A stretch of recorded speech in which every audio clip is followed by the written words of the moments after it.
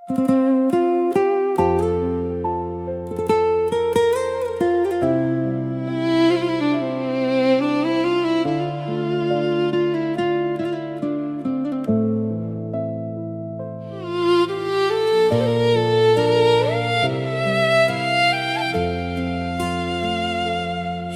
នេះខ្យល់ត្រជាក់បក់កាត់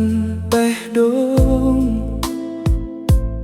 នាំអនុស្សាវរីយ៍ចាស់ចាស់វិលមកវិញរូបអូននៅតែច្បាស់ក្នុងការចងចាំទោះពេលនេះយើងដើរភ្លើផ្សេងគ្នារូបថតចាស់នៅកន្លែងដដែល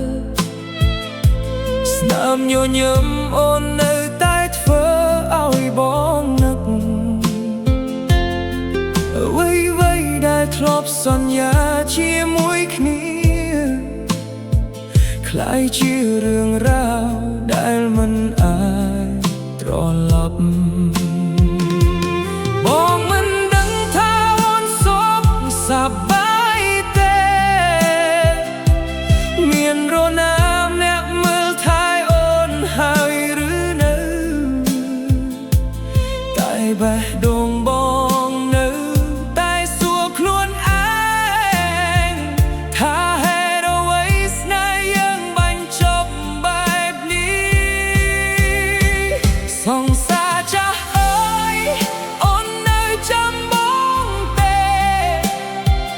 នៅចងចាំថ្ងៃដែលយើងស្រឡាញ់គ្នាទេទោះថ្ងៃនេះយើងមិនអាចវិលវិញបេះដូងបងនៅតែនឹកអូនគ្រប់ពេលវេលា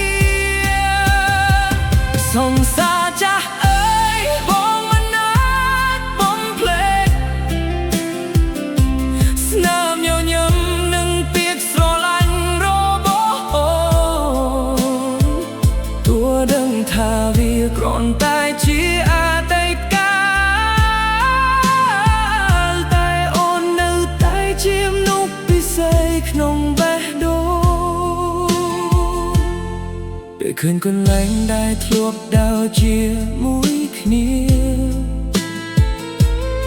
បេះដូងបងនៅតែមានអារម្មណ៍សោកសៅព្រោះគ្រប់ជំហានមានរូបអូននៅទីនោះ